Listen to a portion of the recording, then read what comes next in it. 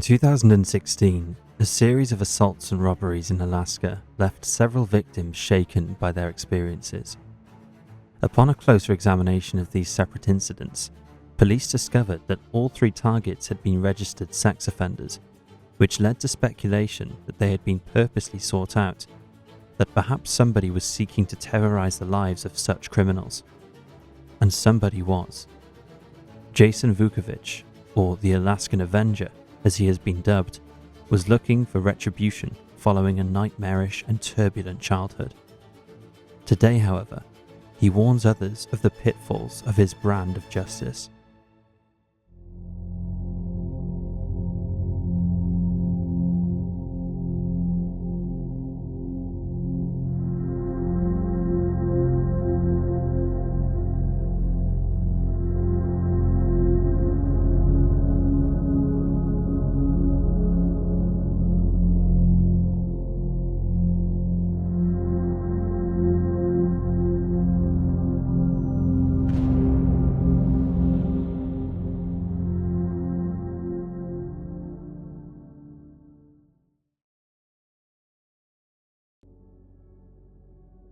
Jason Vukovich was born in Anchorage, Alaska on June 25, 1975 to a single mother.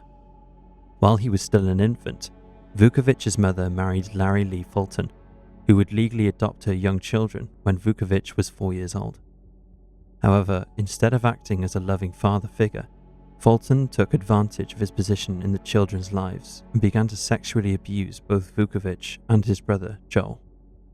As well as being sexually assaulted, the young boys were also beaten and whipped with belts, leaving them to struggle through an extremely traumatic and turbulent childhood. Vukovich would later recall, "Both of my parents were dedicated Christians and had us in every church service available, 2 or 3 each week.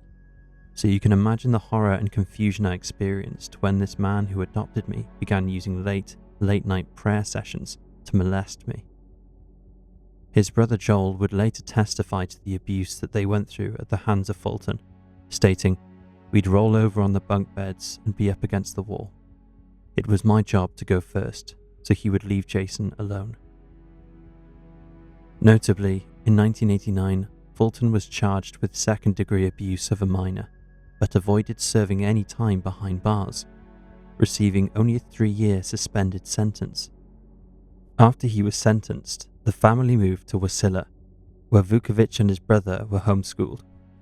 Fulton was allowed to return home, despite that home containing 2 young boys, and the children received no counselling or social worker check-ins.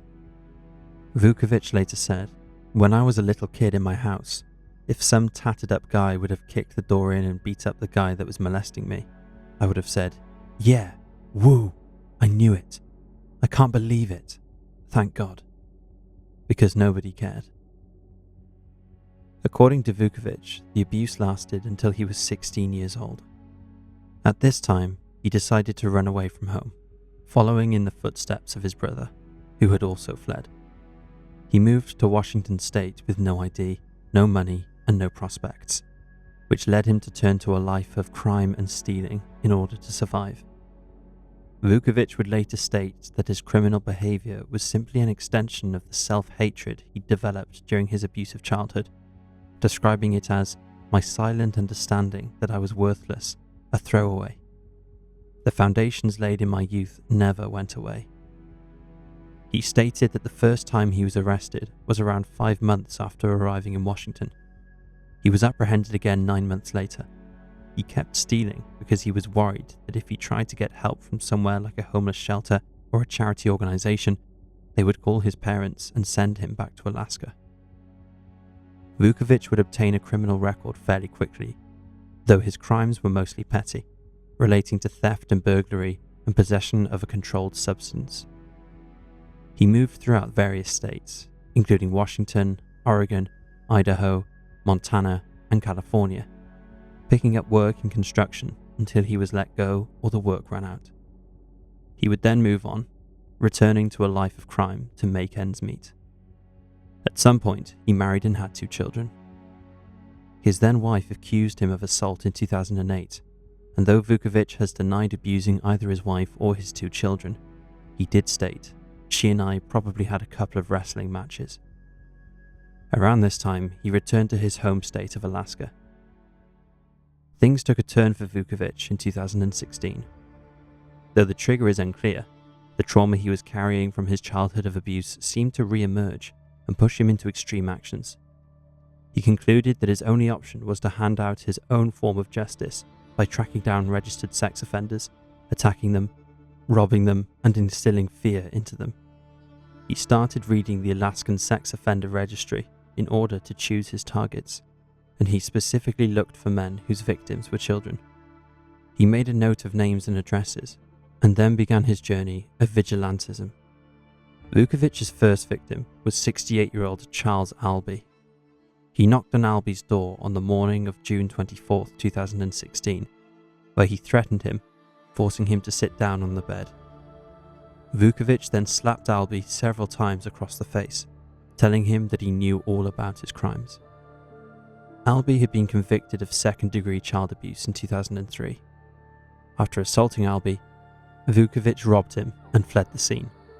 Things with Vukovich's second victim, 25-year-old Andres Barboza, were a little bit different.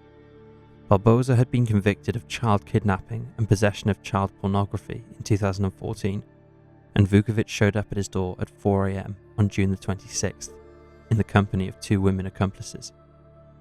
They instructed Barboza to sit down, threatening him with a hammer, and then pushed him in the face before threatening to bash his dome in. Vukovich then claimed that he was there to collect whatever Barboza owed, while the 2 women filmed the altercation on a mobile phone. The trio then robbed Barboza before fleeing. Vukovich's third and final victim was Wesley Demarest, who had been convicted of attempted sexual abuse in 2006. According to Demarest, he heard someone breaking into his home at around 1 a.m. and went to the door to find Vukovich, who pushed his way inside. Demarest recalled, "He told me to lay down on my bed, and I said no.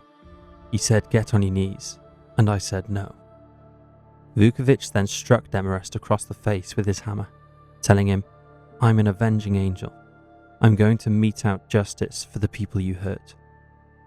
Vukovich subsequently stole several items, including a laptop, before he fled the scene. Demarest remembered that he came to in a pool of his own blood and then called the police. Vukovich did not flee the area or even attempt to hide from the police. He was located by authorities sitting in his car a few blocks from Demarest's home. His vehicle contained the stolen property, the hammer used in the assault, and his notebook with a list of sex offenders. He had crossed off the names of Demarest, Barboza, and Albee. Vukovich was arrested on the spot. He was charged with 18 counts of assault, robbery, burglary, and theft. Vukovich initially pleaded not guilty, but decided to change his plea as part of an agreement he entered into with the prosecution. He subsequently pleaded guilty to attempted first-degree assault and another count of first-degree robbery, leading prosecutors to dismiss over a dozen other charges. In 2017, as part of a letter he wrote to the Anchorage Daily News, Vukovich stated that he regrets his actions. He wrote, "I thought back on my childhood experiences. I took matters into my own hands and assaulted 3 pedophiles. If you have already lost your youth, as I have, to a child molester, please do not ruin your present and future by committing acts of violence." In 2018, Vukovich was sentenced to 28 years in prison, which included 5 years suspended and another 5 on probation. The judge, Erin B. Maston, stated, "Vigilantism won't be accepted in our society." Vukovich attempted to appeal his sentence, with his lawyers arguing that he suffered from PTSD, which should be taken into account, but the appeal was rejected in October 2020. Demarest, Vukovich's final victim, stated that he wanted to see him carry out his full sentence because he would prefer he wasn't walking around while I'm alive. The Express quoted another news article, which quipped in response, "One must wonder if his victim feels the same." Demarest was in his 60s at the time of the assault. Following the attack, he was left with a traumatic brain injury, which left him struggling to speak coherently. Additionally, he lost his job. He claimed, "It it's just pretty well destroyed my life. So he got what he wanted, I guess. In recent years, Vukovich's case has attracted the attention of thousands of people who believe he should not be in prison for the rest of his life. His lawyer, Ember Tilton, has noted that several online petitions for his release have received an overwhelming amount of support, including one on change.org. She stated, "I don't think he needs to be punished. He's already been punished. This whole thing started out as the punishment of a child who didn't deserve to be treated this way." Vukovich, meanwhile, has been encouraging other victims of abuse to heal rather than seek revenge, writing, "I began my life sentence many, many years ago. It was handed down to me by an ignorant, hateful, poor substitute for a father. I now face losing most of the rest of my life due to a decision to lash out at people like him. To all those who have suffered like I have, love yourself and those around you. This is truly the only way forward."